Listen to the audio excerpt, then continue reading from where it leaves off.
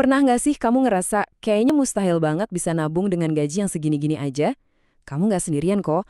Banyak banget yang mikir, gimana mau nabung? Buat sehari-hari aja udah ngepas. Tapi gimana kalau aku bilang masalahnya itu bukan di gajinya, tapi di cara kita mikirin soal nabung itu sendiri? Nah, ini dia nih, biang keroknya. Kita tuh sering banget nunggu akhir bulan berharap ada sisa uang buat disimpan, tahu-tahu udah habis saja. Jadi, masalahnya itu bukan karena gajinya nggak cukup, tapi karena strateginya yang kebalik. Kuncinya cuma satu, kita balik urutannya. Oke, ini dia pertanyaan paling pentingnya. Gimana caranya kita pindah dari kebiasaan nabung dari sisa ke pola pikir yang benar-benar bisa bikin tabungan kita numbuh? Jawabannya itu dimulai dengan mengubah satu hal yang paling dasar. Intinya tuh gini, nabung itu bukan soal seberapa gede gaji kamu, tapi soal ngebangun sebuah kebiasaan. Itu aja. Ini fondasi dari semuanya. Coba deh, kita pikirin bareng-bareng. Kopi susu tiap pagi, atau beli cemilan pas sore-sore. Kalau kita sanggup ngeluarin duit receh tiap hari buat hal-hal itu, artinya kita juga punya kemampuan buat nyisihin duit receh yang sama buat tabungan. Jumlahnya bisa jadi sama persis loh, cuma tujuannya aja yang beda.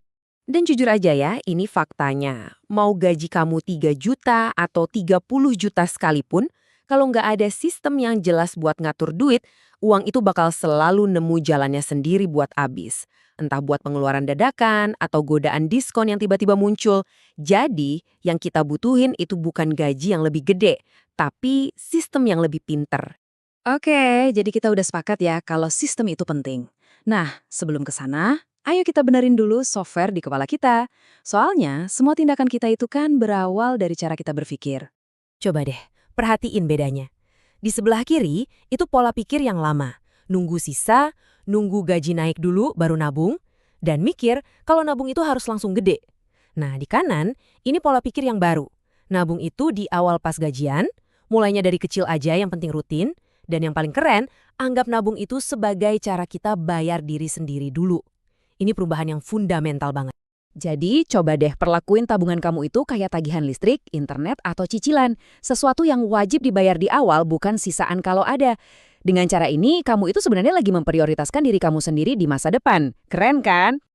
Dan kalimat ini ngerangkum semuanya dengan pas banget. Fokus kita sekarang adalah ngebangun kebiasaannya, bukan lagi pusing mikirin sisa uangnya. Oke, mindset udah beres. Sekarang waktunya action. Ada 3 teknik yang praktis banget dan bisa langsung kamu coba begitu selesai nonton ini. 3 langkah ini sengaja dibikin gampang banget biar bisa langsung dipraktekin. Pertama, nabung mikro. Mulai aja dari nominal yang gak berasa, misalnya Rp10.000 sehari. Kedua, pisah rekening. Ini penting banget buat bikin benteng dari godaan, jadi bikin rekening khusus nabung tanpa kartu ATM. Ketiga, nabung di awal. Pas gajian datang, langsung transfer ke rekening tabungan. Jadikan itu prioritas nomor 1. Sistemnya simple tapi efektif banget. Kamu punya 2 rekening. 1, rekening harian. Ini yang ada kartu debitnya buat semua kebutuhan hidup. Belanja bulanan, makan, transport. Satunya lagi, rekening tabungan. Anggap aja ini brankas kamu. Kunci utamanya, jangan pernah bikin kartu ATM atau debit buat rekening ini. Ini cara paling ampuh buat nahan godaan ngambil duitnya buat hal-hal yang nggak penting. Mungkin kamu masih ada yang mikir, emangnya nabung kecil-kecilan gitu bakal jadi apa sih? Oke, daripada nebak-nebak, mending kita lihat langsung buktinya. Yuk kita simulasi sederhana buat lihat seberapa kuatnya konsistensi itu. Kita ambil contoh gaji yang umum banget ya. Misalnya 3 juta rupiah per bulan. Dan target nabungnya kita bikin super kecil, cuma Rp10.000 per hari. Ini kan setara harga segelas es kopi atau ongkos parkir di mall, ya kan? Gampang banget buat dicapai. Dan ini dia hasilnya. Tanpa terasa, tanpa ngerasa hidup jadi susah, dalam setahun uang Rp10.000 per hari itu tiba-tiba jadi Rp3.600.000. Wow, itu lebih dari 1 bulan gaji penuh yang berhasil kamu amankan. Coba lihat deh perbedaannya, jauh banget kan? Di satu sisi, kalau kita nggak ngapa-ngapain, ya hasilnya nol besar. Tapi di sisi lain, cuma dengan tindakan kecil yang konsisten, kita bisa punya dana darurat atau modal buat sesuatu yang penting. Luar biasa kan? Memulai itu satu hal, tapi mempertahankannya, nah itu tantangan sebenarnya.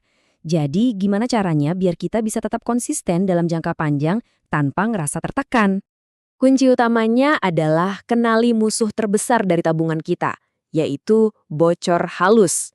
Ini tuh pengeluaran-pengeluaran kecil yang sering banget kita nggak sadar, tapi kalau ditotalin, dampaknya gede banget. Pasti familiar deh sama hal-hal ini. Kopi kekinian yang kelihatannya murah, promo dikit lagi gratis ongkir pas belanja online, atau mungkin biaya langganan aplikasi streaming yang udah jarang banget kamu buka. Nah, semua ini pelan-pelan ngegrogotin uang yang harusnya bisa jadi tabungan. Tapi ingat ya, ngelola bocor halus ini bukan berarti kamu harus hidup sengsara atau jadi pelit. Bukan, sama sekali bukan. Ini lebih ke soal kesadaran, soal milih mana yang benar-benar penting buat kamu dan mana yang sebenarnya bisa dilepas. Intinya, tahu prioritas. Dan biar semangatnya awet, ada beberapa hal yang perlu diingat. Pertama, fokus aja sama progres kamu sendiri. Nggak usah banding-bandingin tabungan kamu sama postingan orang lain di media sosial. Rayain setiap kemajuan kecilmu. Kedua, nanti kalau gajimu naik, jangan lupa jumlah tabungannya juga ikut dinaikin ya. Jadikan ini kebiasaan seumur hidup. Jadi, kalau ada satu hal yang perlu kamu bawa pulang dari obrolan kita kali ini, ya ini dia. Kemenangan dalam menabung itu bukan soal nominalnya, tapi soal seberapa setia kamu ngelakuinnya. Setiap hari, setiap minggu, setiap bulan. Konsistensi adalah kuncinya. Nah, sekarang bolanya ada di tangan kamu. Nggak perlu nunggu momen yang pas atau nunggu tahun baru. Momen yang paling tepat itu ya sekarang. Tindakan sekecil apapun yang kamu ambil hari ini bakal jadi fondasi buat masa depan finansial kamu yang lebih baik.